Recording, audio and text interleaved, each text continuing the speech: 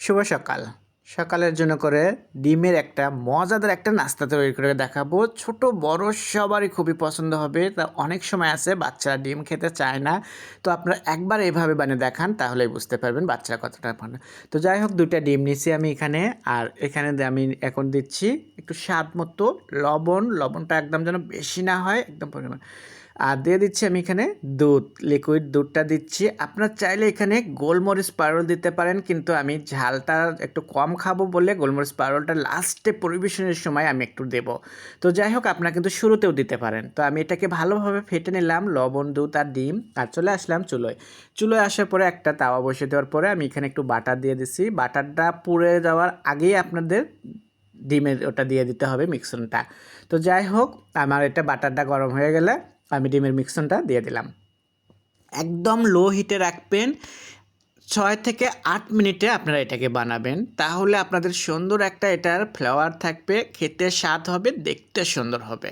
তো আমি কিন্তু এটা কিন্তু কুইকলি আপনারা চাইলে কিন্তু ২ থেকে ৩ মিনিটেই আপনারা বানিয়ে নিতে পারেন। কিন্তু সেটার কালারটা নষ্ট হয়ে যাবে, ফ্লেভার থাকবে না, সুন্দর একটা খেতে হবে না। তো আপনার প্রতিটা মুহূর্তে আমি বলব যে এটা একটু টাইম নিয়ে বানান। ৮ মিনিট টাইম, বেশি না ৮টা মিনিট টাইম নিয়ে আপনারা এটা বানান, খুবই মজা লাগবে। এটাকে তো দেখতেই পারছেন ডিমের মিশ্রণটাকে একটু ঝুরো, ঝুরো হচ্ছে এটাকে কিন্তু।